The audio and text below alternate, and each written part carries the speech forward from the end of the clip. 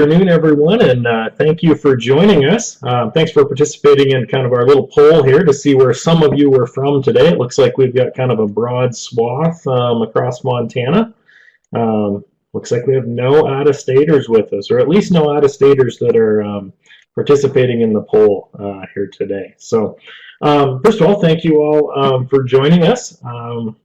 I work for Montana State University Extension, and obviously the health impacts of the coronavirus have been pretty widespread, but some of sort of the treatments or prevention measures to limit that have a pretty large economic impact.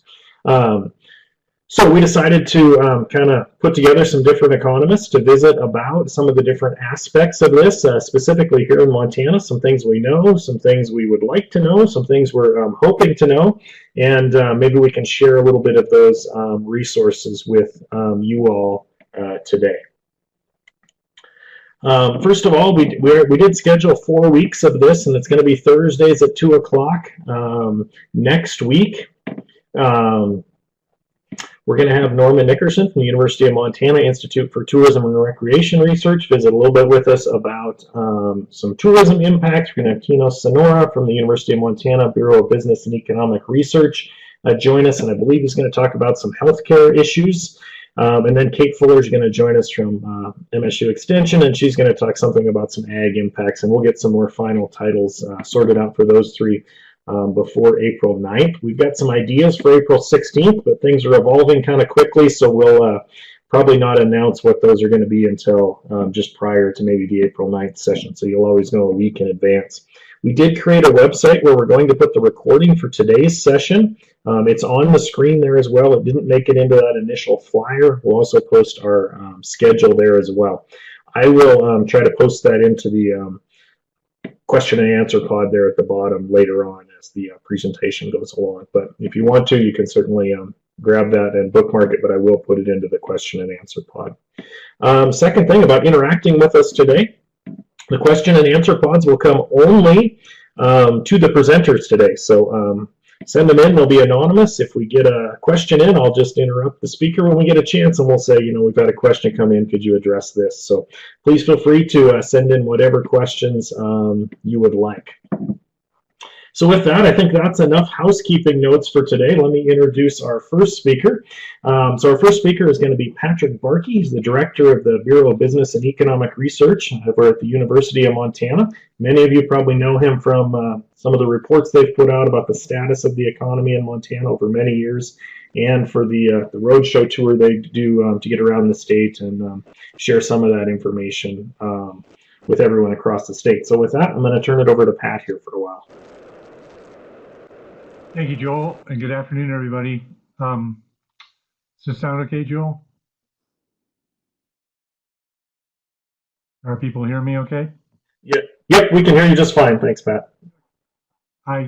It's kind of an inside joke why I need to test that. I'm a little well known for plunging into these things with my microphone muted.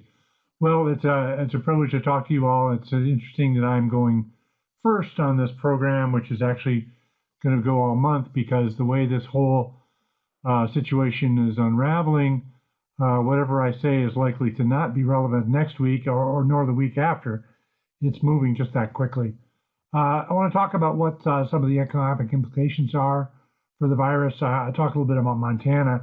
I want to start by just saying how different today is than just a month ago. A month ago, we were still touring the state doing an economic outlook event. And the question being asked, as we asked every year, was, is the economic expansion coming to an end? And the answer we were saying a month ago is that, well, really nobody knows. I mean, after all, it is the future, but probably not.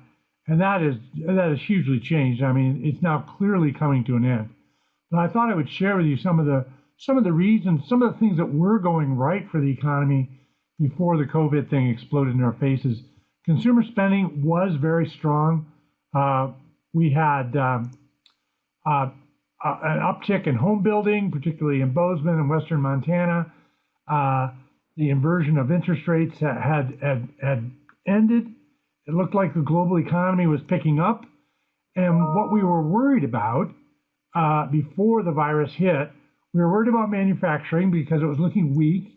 It was weak mostly because the global environment was fragile, and that was mostly because of trade.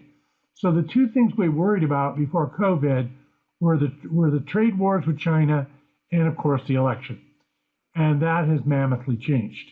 What we see now, right now, is a recession unfolding in front of us, and it's in some ways it's not a surprise because all growth always comes to an end. There's always a recession, and the fact that the recession itself comes from a surprising source is not a surprise, because that's how recessions happen. If we could predict why they were going to occur, we could head them off.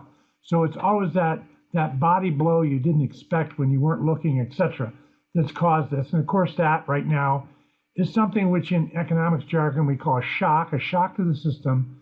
And that, of course, is the virus outbreak, which started in Asia, started in China, as we know. And it started with a real shutdown of normal life in Wuhan and eventually to the rest of China. And we all know now personally up close in Montana what that shutdown entails because we're living it right now.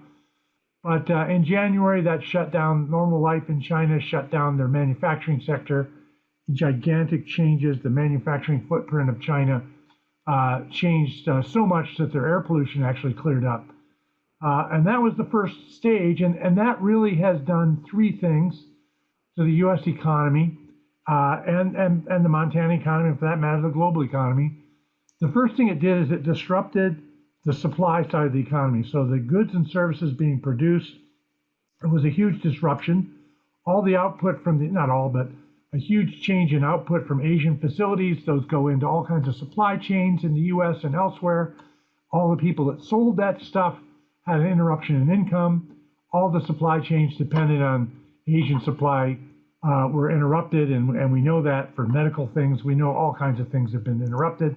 That was the first shock, but simultaneous with that, there was also a demand shock, and the demand shock occurred as people lost money. And when people lose money, they don't buy as much stuff. And oh yes, by the way, there's also a big scare of contagion. So after initial stockpiling, we're seeing this certainly in the US, a gigantic cratering of demand for all kinds of goods and services, largely because of the uncertainty. Uncertainty as to infection, uncertainty as to anything in the future.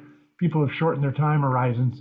So that was another simultaneous shock. And yet there's also been a third one, and that, of course, is in the financial sector.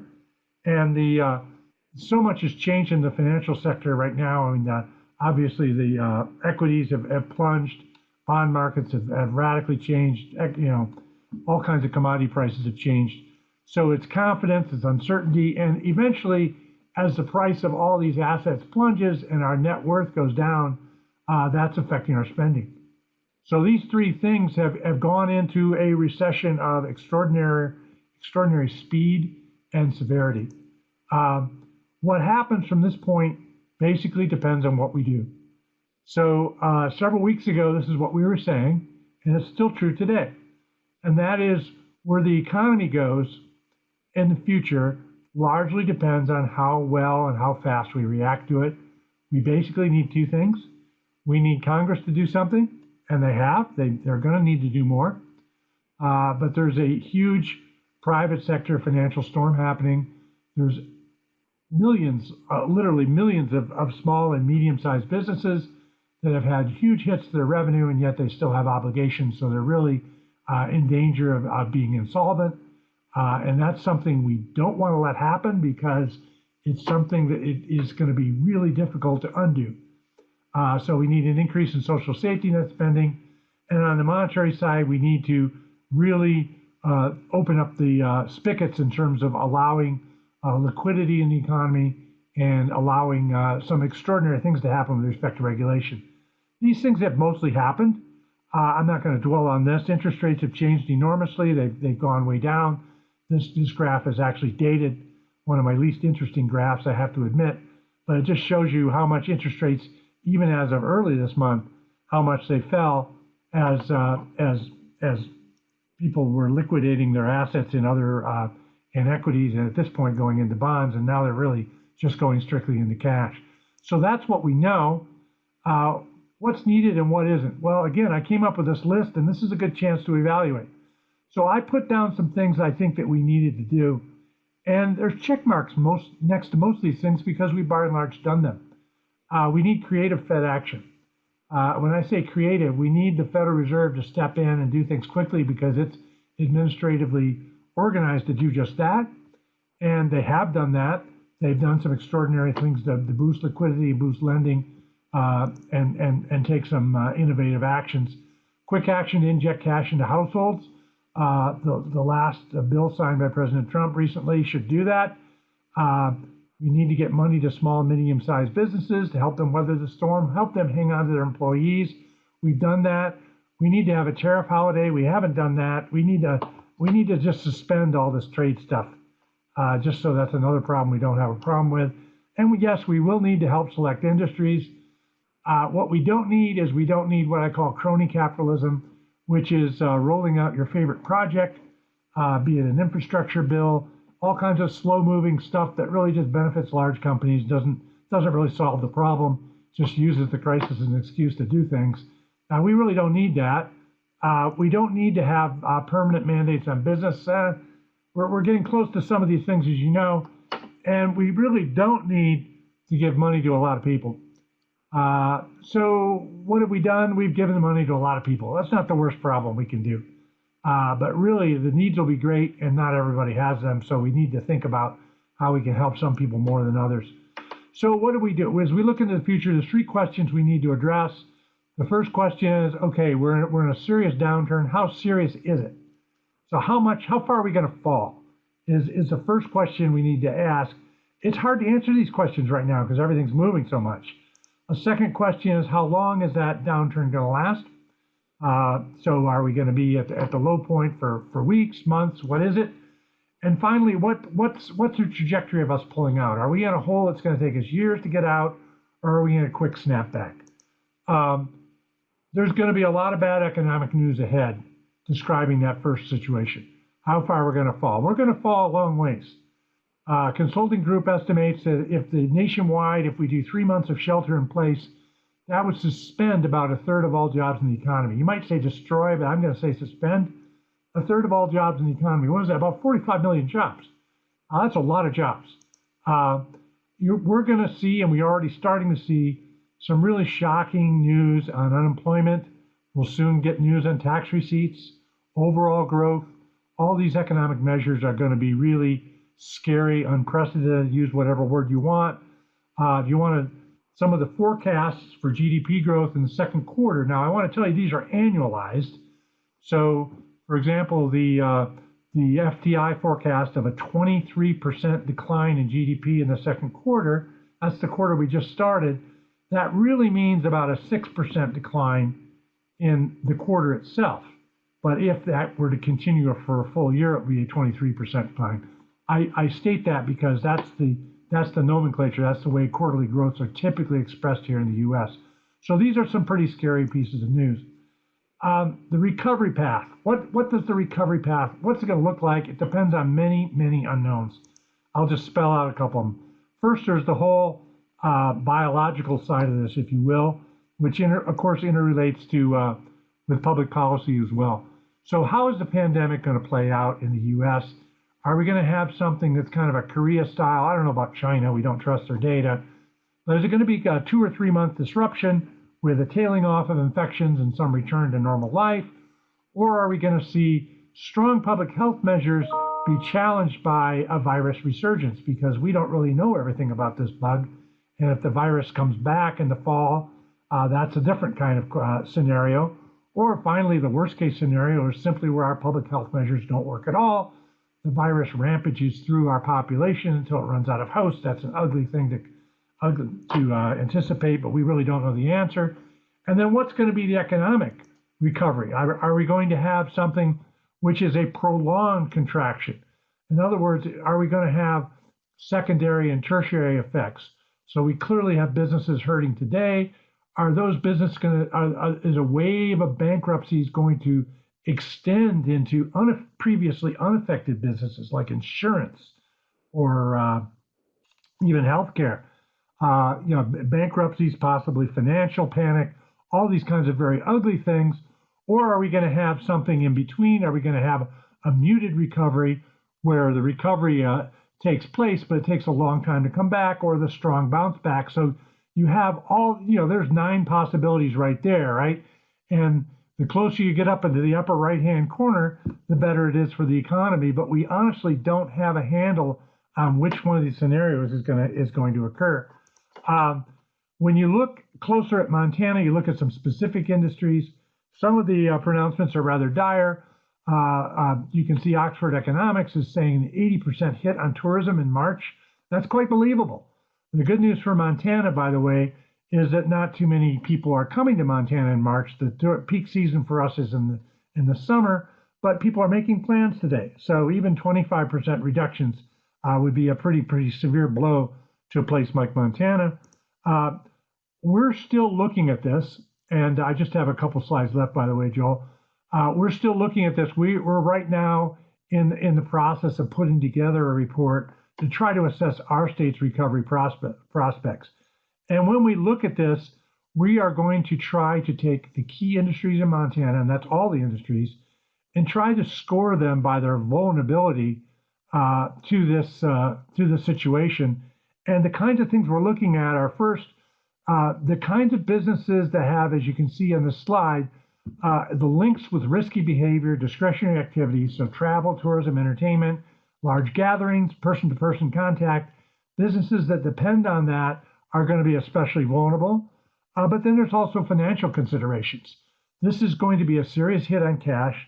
Those companies that have relatively a lot of cash relative to their earnings and they have minimal debt responsibilities are going to be less vulnerable. The opposite is true for those with little cash flow, and also from a point of view of leverage.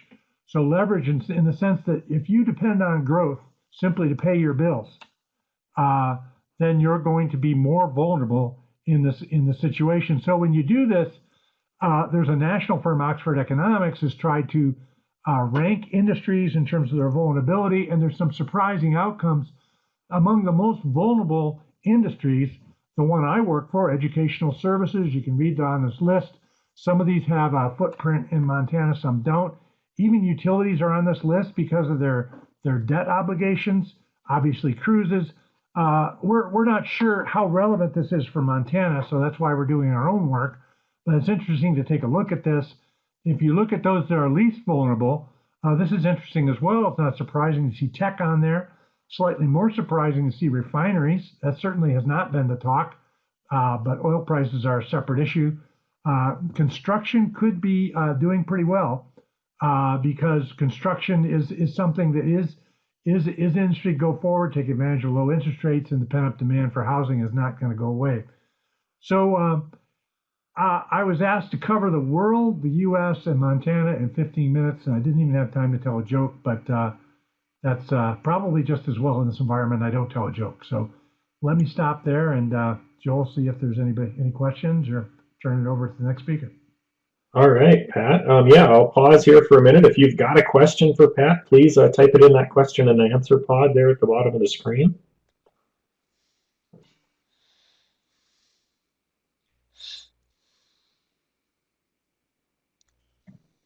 All right, we do have a question. Why do you think educational services are most vulnerable? Well, it's Oxford Economics thinks they're the most vulnerable. I think there's a couple reasons for that. They do bring people together in groups. At least that's the traditional model, and that's certainly something that's threatened. I think also they rank almost dead last in terms of free cash flow. Universities are not. I mean, there's a handful of universities with huge endowments, but most universities don't have a lot of cash. And when you have a loss of revenue and continued obligations to pay for everything, they're quite vulnerable. All right, well, let's one more question here before we move on. Are there models for how vulnerable construction is? Is there an estimate of what kind of percentage decline that might be? Not yet, not from us. I mean, there are a number of national companies coming out with lots of estimates on it. I think there's clearly I want to distinguish that this is an analysis of in the recovery. So as we emerge from this, what kind of industries are going to do better and which will struggle? right now, construction, of course, is a very labor-intensive industry, and it's been hammered by the stay-in-place regulations. So it's food service workers, construction, they're all big on the list of who's hurting right now. But I think coming out of it, their recovery path looks better than many other industries. All right, and I'm going to break my rule here, and I said last question, but I'm going to ask you one more. How does construction wind up as least vulnerable industry while real estate is vulnerable? Real estate includes property management, includes leasing activities. So real estate's a little broader. It's not just real estate agents. I think that's the big thing, and I think most of that has to do with the financial side of things. I mean, it's an assessment by Oxford Economics of how that industry fares in terms of available cash. It's typically a highly leveraged industry, so I think that makes it more vulnerable.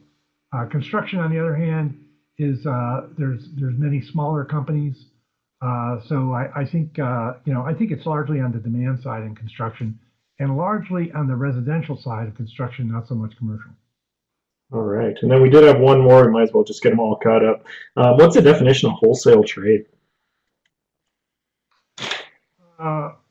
Well, wholesale trade is just that. I mean, wholesale trade is the brokers, the distributors. Now, mind you, you have to remember that with government data, companies are not classified. It's the activities of individual facilities. So a lot of what Amazon is a retailer, but a lot of what Amazon does is wholesale. So a lot of people are employed in the company of Amazon doing wholesale work, and that's as close as I can get off the top of my head. I would invite you to go to the Bureau of Labor Statistics and read the definition.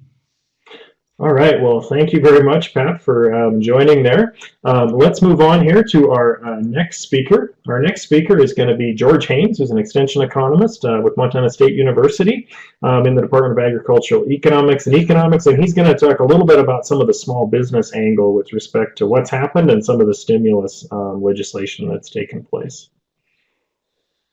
Okay, yeah, thanks a lot, Joel. So Pat gave you a 30,000-foot view of what's going on. I'm going to be getting into the details. I'm going to talk about the Small Business Administration and what's going on. Tomorrow is going to be a big day for the Small Business Administration because they're going to be asked to oversee the putting $349 billion in the economy in the form of guaranteed loans. To give you some perspective on this, a year ago they did about $23 billion worth of guaranteed loans. So this is really a substantial change in what's going on with Small Business Administration. Just a quick disclaimer, regarding what we're talking about today. We're going to look at a little modeling of this as we get further into this. We know in general what's going to happen, I think, with the way some things are calculated, but there's some other things that aren't quite so clear at this point in time. So just a disclaimer to say, well, the most important thing, I think, for people that are looking at getting some stimulus aid is be sure and talk to your accountant and other financial advisors as well. So just to take a quick look at the Montana Small Business Profile, this off of some things by the Office of Advocacy here. There are about 120,000 small businesses in Montana. They employ about 245,000 workers. And just to put this in perspective in terms of what's going on, this is really just an employment issue and an unemployment issue because with the week ending on March 21st, there were over nearly 15,000 unemployment claims in Montana. The highest number of claims was during the Great Recession, where there were just a little under 4,000. So really a substantial change in what's going on with employment. And I guess in any communities, we're well aware of that as we see small businesses around us that are just shuttered for the moment. In terms of the employees in Montana, if we look at from an employee perspective, accommodations and food service have really been on the front lines of what's happened, at least over here in western Montana and in a lot of communities as they've asked these people to close. So we have large numbers of people coming out of that arena, retail trade as well. And you can go down the list of, other places where there have been some substantial impacts there. With the combination of food service, 42,500 people involved. If we go down the list over here and small businesses in Montana, there are about 4,600 or so of businesses that are here. So even though a relatively small percentage of the number of businesses, they are a big percentage of the number of employees that are working in the state of Montana and are really impacted, I think, as we look at unemployment by, being at risk of being furloughed or laid off. So what are they attempting to do with this stimulus package that's being proposed or that's out there for the SBA to administer? If we look back to the 2010 recession, this actually started kind of in December of 2007 and actually ended essentially by June of 2009. But as you can see here, it went on it took a while for small businesses to really realize any recovery. And that recovery, depending on what data you're looking at, took somewhere between 2011 or 12 on the more optimistic side, all the way up to 2014 or thereabouts on the more pessimistic side of that. So it took a long time. And what they're hoping with the stimulus package, this line will become a straight line across there, that we will avoid what occurred with the Great Recession. We'll see as we go further what the probability of that is, whether that will likely happen. So the stimulus is part of the Aid and Relief Economic Security Act that was just signed a few days ago. This is a big deal for the Small Business Administration. If we look at what's available for other small businesses in our economy, agricultural businesses have a number of different programs that really help them out in different ways. They have the Farm Service Agency that really handles a lot of their loans, but they handle a lot of their support programs, whether it's the farm programs or whether it's disaster assistance or market facilitation, all of these other programs. When I talk about financial support, this is essentially grants that are just going to the businesses as a result of something that's happened in the economy.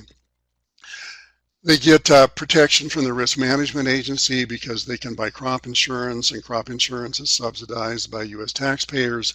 Then they have Natural Resource and Conservation Service that also provides programming to them. When we look at the small businesses in the U.S., the world is really very different. What they get from the Small Business Administration largely is just loans. And really loan guarantees are the big thing that the Small Business Administration does. They come in different forms, in operating loans and ownership loans, micro loans, and so on, but that's really what they do. This particular program I'm going to talk about in a few minutes, the Paycheck Protection Program, deviates from that because for the first time, at least when we're looking at a disaster, there's a program that's out there that allows small businesses to go out and borrow money and then have the opportunity to have that money forgiven. And so there's a chance that it'll turn from a loan program into really a financial support program, in that they don't have to, excuse me, they don't need to pay any of the principal back. At least they do have some interest interest obligations, but not any principal obligations. So let's take a look at the opportunities that are available through the SBA, and we're going to concentrate only on the first one here, but there's other things going on. Well, in addition to the Paycheck Protection Program, there's also economic injury disaster loans available. They can get loan advances up to $10,000, and they can be available really nearly on the spot. It takes about 3 days to get those. And as per the legislation, those loan advances don't have to be repaid. And there may be some more information coming out on that in the near term. Secondly, they can have a debt relief from the SBA, and the SBA will pay principal and interest on loan guarantees, and that's what these 7A loans are, that are issued prior to September 27th of this year. They'll also pay principal and interest on loans, for a period of 6 months.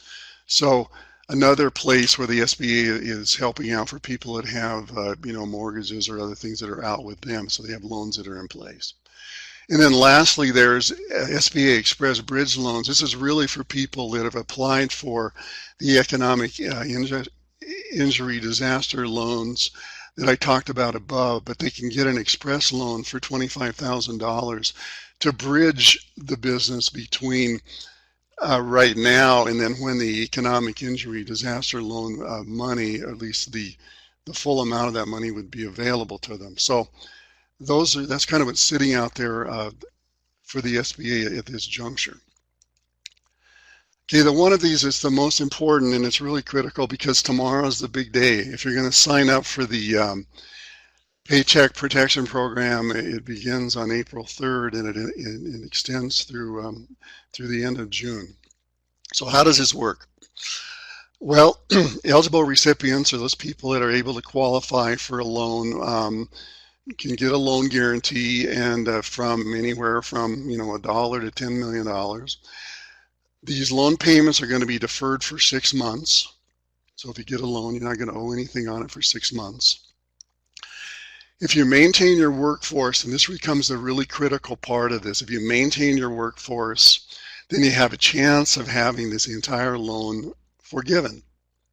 You have to maintain your workforce over an 8-week period from the time you get the loan for 8 weeks hence. And if you do all of that, as we'll see in a few minutes, then you have this opportunity to have the loan principal forgiven. The loan proceeds can be used to pay for expenses, February 15th doesn't matter. Well, it does matter. You can do a look back to February 15th and pay for any expenses through the end of June. There's no collateral or personal guarantees are required. There's no government or lender charges to small businesses, no fees on any of these loans. And the loan has a maturity, and this has been going through a lot of discussion, even as I was talking today with some people at SBA, but it looks like the maturity is going to be 2 years. The interest rate on the loan will be 0.5%.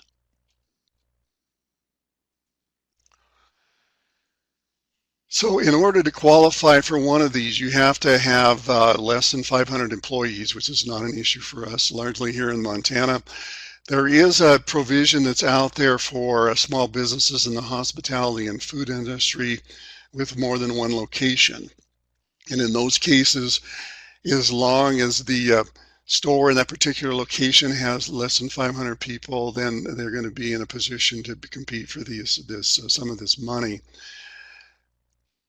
Most importantly, the business must have been in operation by February 15th. So this doesn't handle businesses that have, gone into business here more recently just to take advantage of the programs.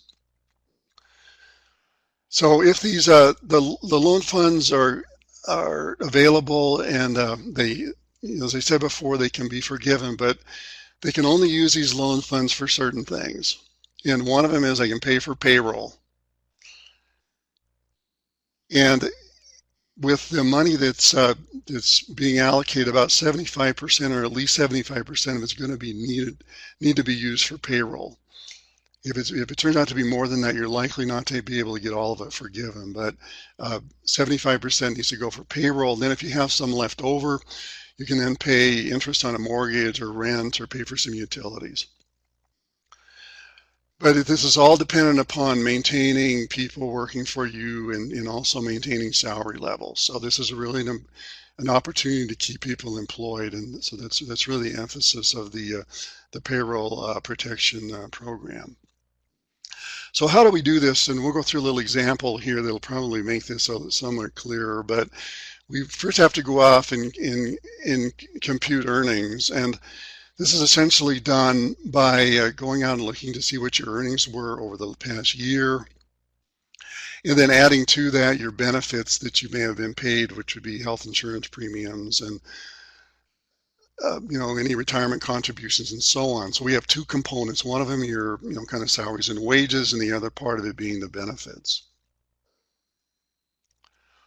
So how do we compute these things? Well, there's still a discussion going on. I think we'll know a little bit more maybe in the next few hours. But initially, the example that we're going to go through today, it looks like this is going to be paid. This would be doing a look back for 12 months, but that may be shortened to only from February 15th to June of 2019.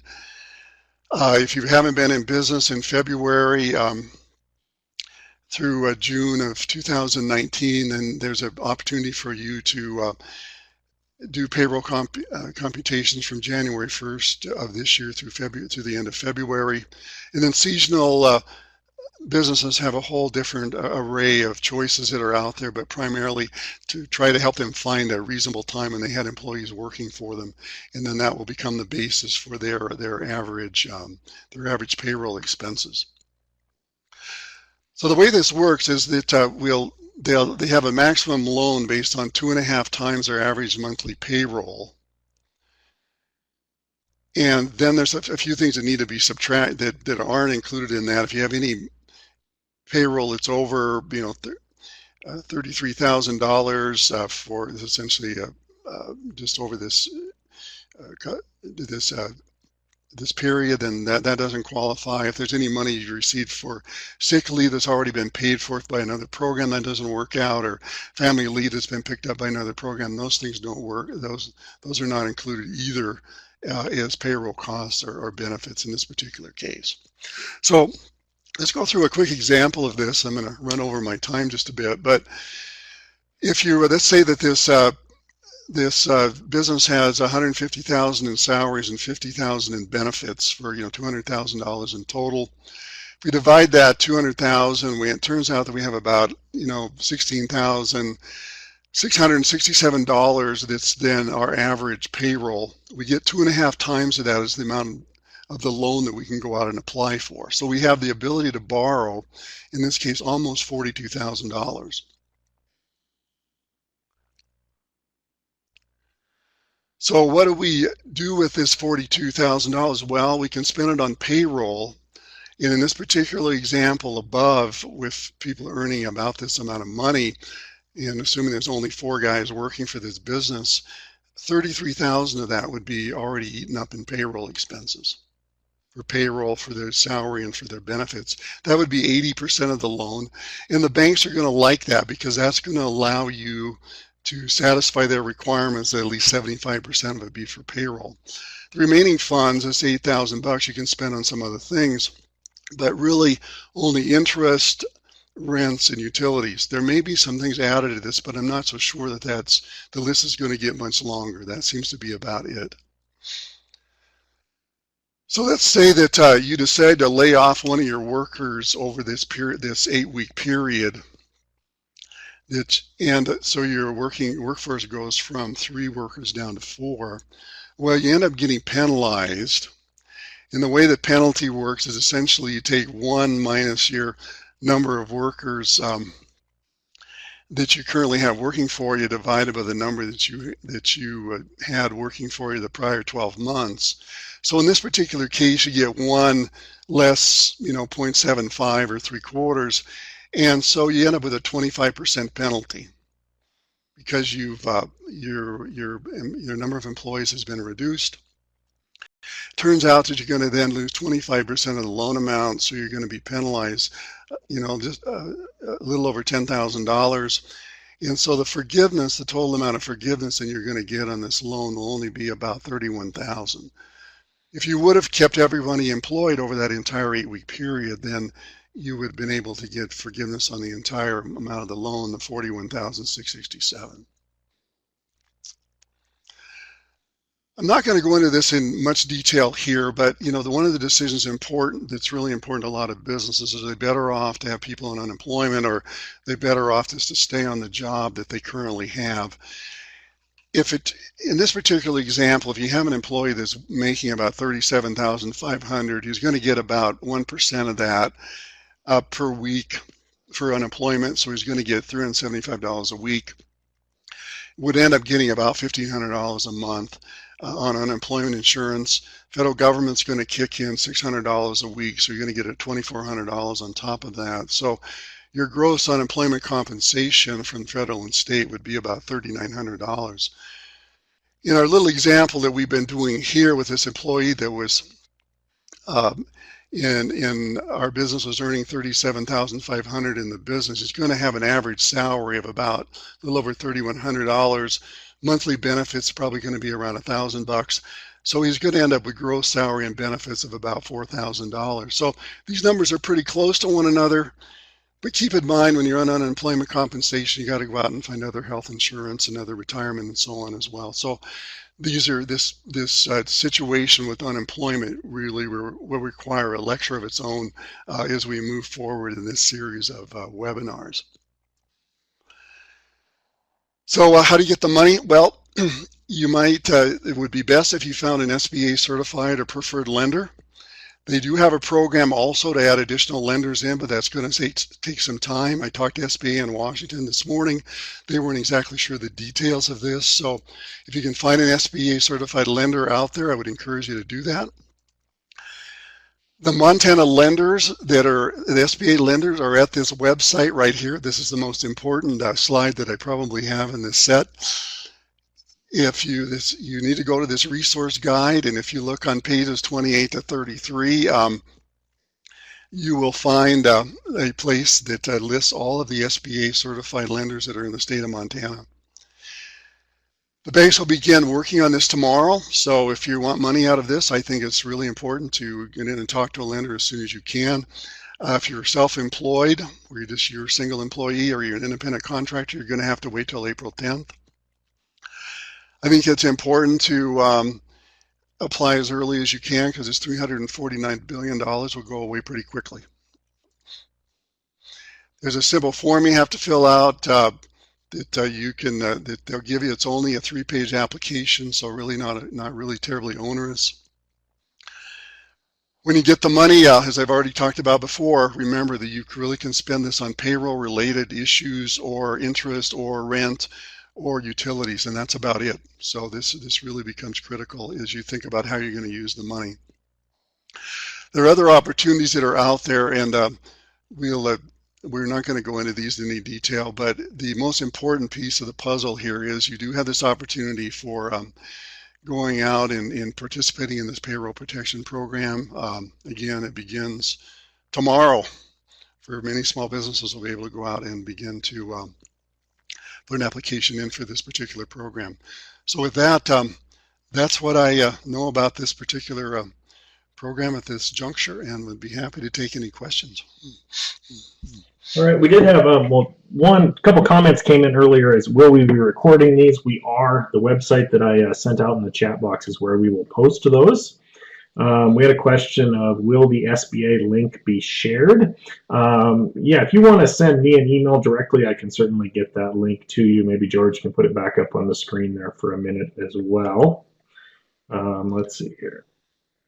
Yeah, this link is pretty important because there's a link that's on the SBA.gov website, but the link I think is not working properly. So if you want to find out who the SBA certified lenders are here, this will help you. All right, we have a question here, George, about quickly rehiring. Does that mean that those employees that have been released due to COVID-19 and then rehired and put back on the payroll, or is this once the business reopens? No, you can, if once you've signed a loan guarantee with the bank, then at that point in time, you'd want to rehire those people. So it would be from the point in time that the loan has been, that you've actually signed on the dotted line for the loan, then at that point in time, you can rehire. And then you need to keep those people employed over the 8 weeks to get your full forgiveness of the loan. All right, one more question. Do you get the application for the PPP loan from the bank or from SBA? I would encourage you to go to the bank. There is a link that's out on the SBA website. If you go under the PPP web page, there is a link for doing it on the web, but I think you're going to have the participation of a bank. So I would contact a local SBA lender and initiate that way. That'll be far and away the quickest way to get it done. All right, well, thank you very much, George. We'll go ahead and move on now here in our talk, and I'm actually going to be your last presenter. I wanted to talk a little bit about how the individuals in the stimulus fit in. And then at the end, I also want to let people know we're going to ask folks what topics you might be interested in for future sessions, because we do have some open slots. So be thinking about that in the back of your mind with that as well. So I'm going to talk, very narrowly here just about some of the pieces that can affect an individual directly.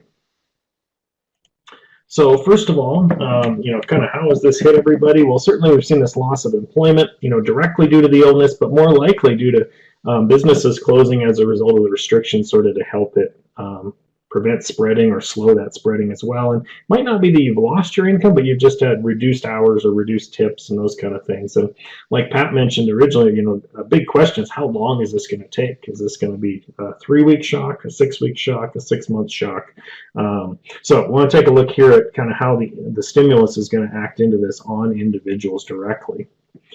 So they've made a couple different changes, some of them on sort of an agency level, some in terms of legislation. One being they pushed that normal income tax filing deadline for the 2019 back from April 15th to July 15th. It's an automatic extension. Now that may not seem like too big of a thing. Many people actually get refunds, so they actually file early to get those checks. But oftentimes the folks who wait till the last 2 weeks to file are the ones that are going to have to pay money to the IRS. So it's a little bit like a free loan for them to go from April to July in terms of delaying that. Estimated tax payments for first quarter of 2020 are also delayed as well. So again, it's a little bit like a free loan for these folks that want to push that back a little bit in terms of their filing deadline. I guess I took that slide out. States also have to, typically you file those together. Montana has opted to delay till July 15th as well, but that's not necessarily true everywhere, so you do need to check with your local state to see what they've done. Idaho actually picked June 15th, so they did not choose to match up with the federal bump back. So they pushed theirs back, but not all the way to July. One of the earlier sort of stimulus type acts that came out was the Families First Coronavirus Response Act. This was almost 2 weeks old now, March 18th is when it passed. However, it was effective yesterday, and this is somewhat important for some of the aspects because it could have helped individuals that maybe had this situation between March 19th, say, or March 18th and April 30th as well, and March 31st as well. But it's only going to be applicable to those folks after April 1st. So first of all, it didn't apply to all employers. It did apply to federal, state, and local public agencies. So this is, again, directly federal employees, state employees, university service or university system where I work was affected, but also your counties and cities as well were covered by this. And then employers with less than 500 workers, which a lot of private employers in Montana would qualify. There are some exemptions for employers with less than 50 workers, so it is important to check with your actual employer if you think these programs might be beneficial to you. So the first thing the FCCR Act did is it created 2 different types of brand new kind of paid leave. The first being emergency paid sick leave, and all employees that were employed, regardless of how long they've worked there, are eligible for this piece. And essentially this is if the employee is actually subject to a quarantine or isolation order, or if you've been advised by a healthcare provider to self-quarantine. They've got a definition out there of what a healthcare provider is. It's pretty broad. If the employee is experiencing symptoms of CV-19 and seeking treatment, those all qualify. The second group here, 4 through 6, is kind of if you're helping somebody in the family. So an employee's caring for an individual that's been advised to self-quarantine, or if your child or you're caring for your child because their school or daycare has closed, which I can certainly appreciate that, as I have one doing a little bit of homeschool work here in the next room to me. Or if the employee is experiencing other similar conditions specified by the Health and Human Secretary of Health and Human Services. So they made it very broad. We don't know what the definition of that number 6 is going to look like, but I think the intent was that they would make it as broad as possible. So employees that are at these eligible employers, their full-time employees are eligible for up to 80 hours of this type of emergency paid sick leave. If you're a Part-time employee, it's prorated based on your average hours. So if you're a half-time worker, you'd have 40 hours of this type of sick leave. Can't carry it forward into other years.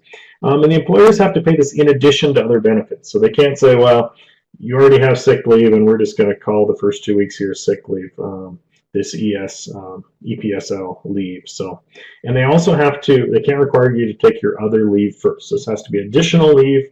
And if you're using it for reasons 1 through 3, that's kind of if the employee themselves is dealing with this, they can get their full compensation up to a maximum of $511 a day.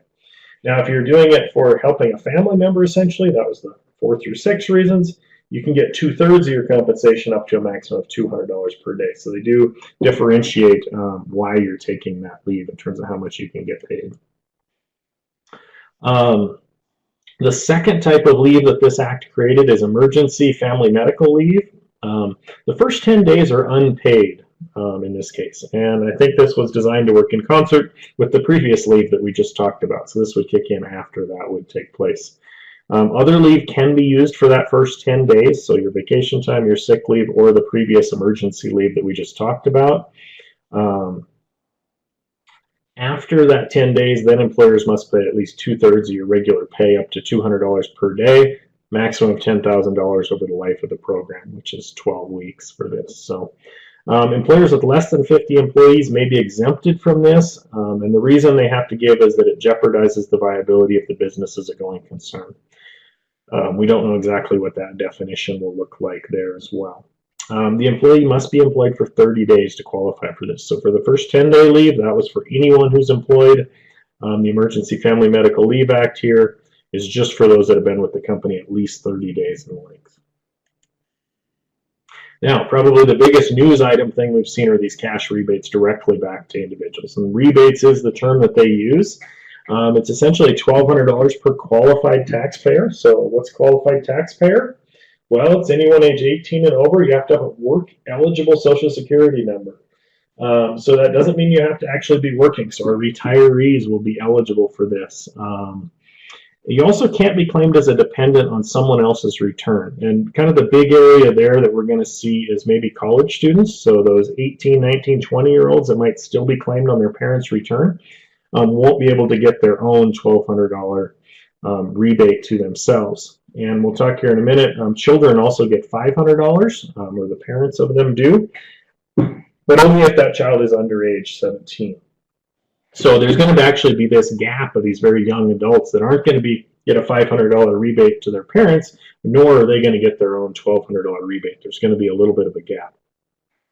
They also put a maximum income or an income phase-out period. So for an individual, you're going to get the full refund if you have adjusted gross income of $75,000 or less. If you're married, filing jointly, they double that to $150,000. Then for any $5 above, or every $100 above that phase out, they're going to take $5 away, or 5%. So what that works out to, if you're an individual, if you make $100,000, you're not going to get a rebate at all. You'll get zero. And I'll show you a couple examples here. Now, what income are they going to take? Obviously, not everyone has filed their 2019 return, which would have been due here in about 2 weeks if they hadn't extended it. So they're going to go ahead and look back at the most recent income you filed, which might be last year's tax return, or it might be the one that you filed somewhere between January 1st and now. However, that's only an estimate of the income. The actual income they care about is your 2020 income, which we won't even report that to the IRS until spring of 2021. Now, that could be important for some folks that are at the higher end of this income. So let's say you did make, you're a single individual, you made $110,000 in 2019. Maybe you're a real estate agent and your commissions really dropped off and you only make $40,000 in 2020. So you're actually going to be eligible for that rebate based on your 2020 income. But for those folks that are in that situation, you're actually not going to get your rebate now. When you file your 2020 taxes, you'll get it basically a year from now when they determine that, hey, we originally thought you weren't eligible, but based on your 2020 income, you are eligible. So you'd get it much later than everyone else. So what that looks like in terms of a couple examples here, if we got a married couple with 2 children, age 5 and 8, and total income, adjusted gross income of $95,000, that is less than the $150,000 limit for married couples, they're going to get $3,400 sent directly to them. So $1,200 for each adult and $500 for each child. A single filer with 1 child, age 15, income of $39,000, they're going to get $1,700 as their rebate example. Now, let's say that single filer had a 19-year-old child, same income, they're only going to get $1,200 because that child is too old to collect that $500 payment as well. So the age of that child does matter, even if they're still being claimed as a dependent on the parent's tax return. Couple more examples. So if we have a single filer with no children, but they have an income of $80,000, and we'll just assume that it stays the same in 2020, that rebate would have been $1,200. However, they made $5,000 over where we get into that phase-out calculation. So we take 5% of that amount, works out to $250, and we subtract that. So this person would actually get a $950 refund or rebate is what they're going to get back to them. Now, let's say we got a single filer with no children, income $105,000. Again, their original rebate would have been $1,200, but they've made $30,000 over that limit. So their phase-out calculation is going to be $1,500. We got to subtract that. It's more than what the rebate would be, so they're not actually going to get a rebate at all. Now, if we had just kind of changed the story and said this single filer had 2 children, now that adds another $1,000 to their original rebate that we'd subtract the $500 off of, and they would get one there. So it depends on your family size and the age of those children in terms of what that kind of maximum income level is, where you'll still get a rebate.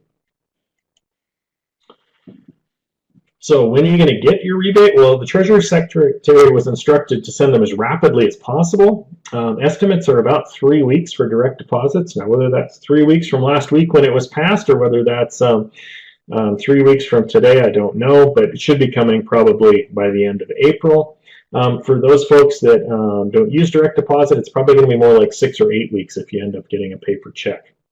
Now, if you've been getting your tax refund via direct deposit, the IRS has that information.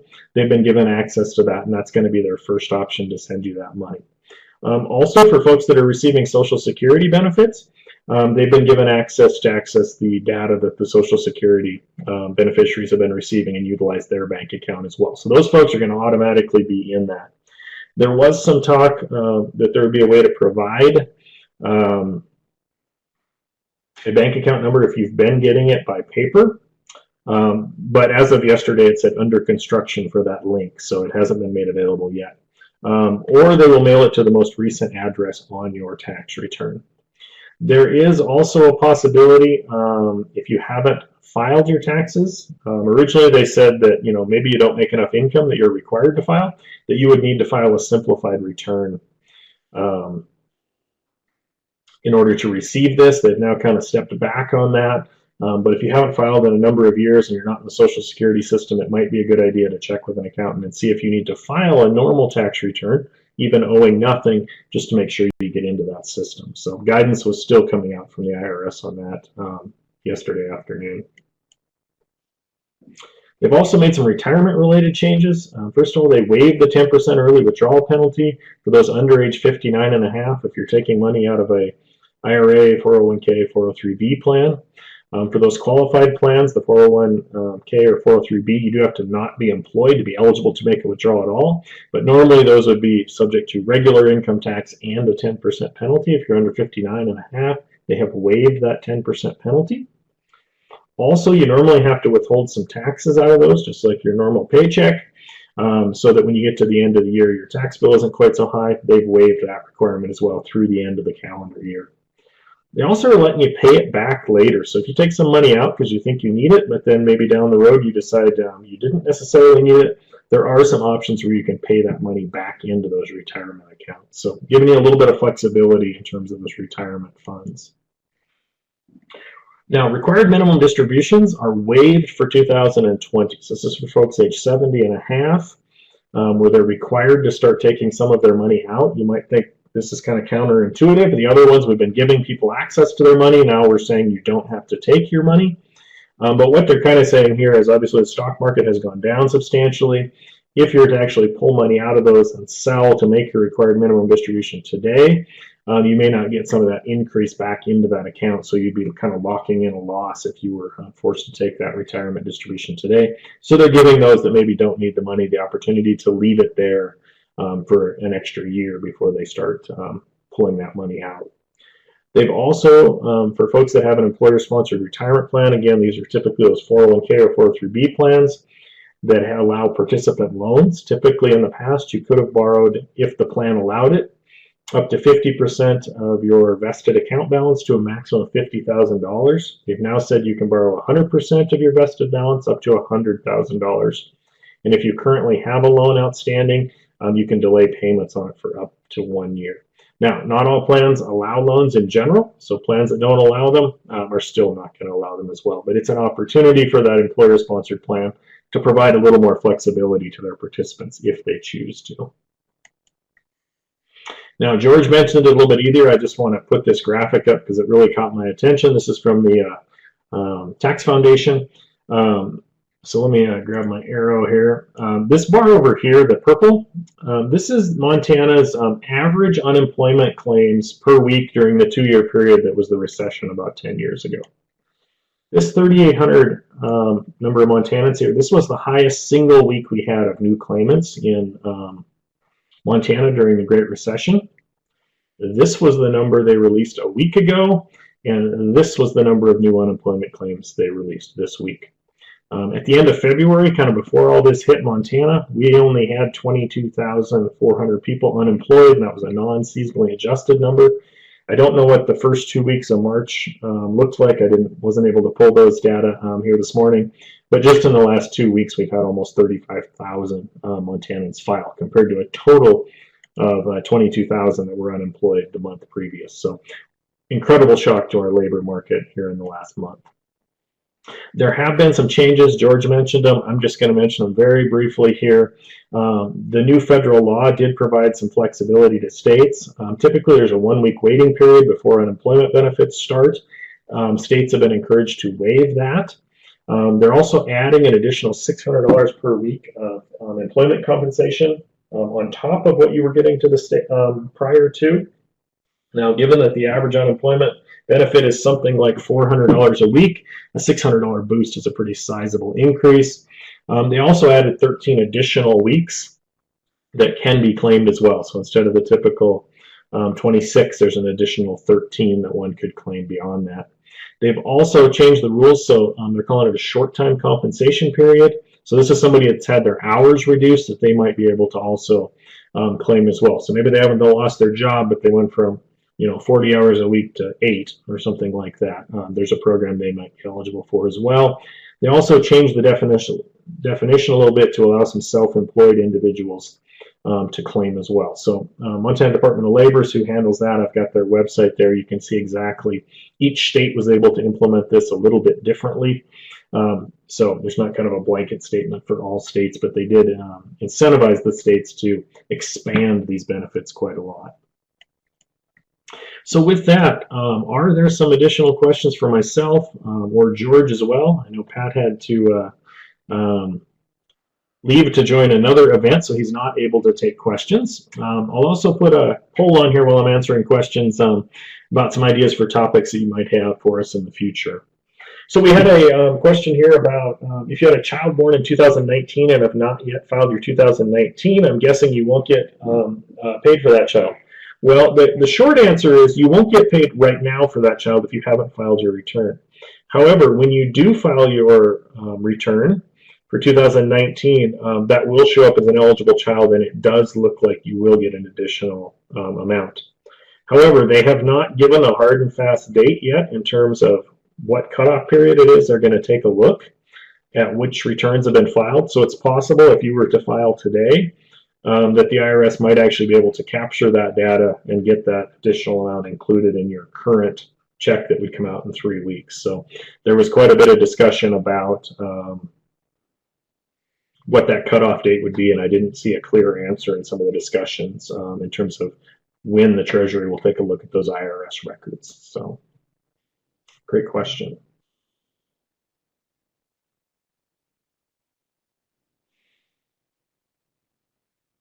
And just a preview here while folks are telling us some topics here. We do have agriculture on tap for next week. We have tourism on tap for next week, and I believe we have healthcare on tap as well. And then 2 weeks and 3 weeks from now, we have not set our agenda. So this is where we're looking for a few ideas in terms of some aspects of the economy that we might be able to dig a little deeper into, or some topics that we're going to cover.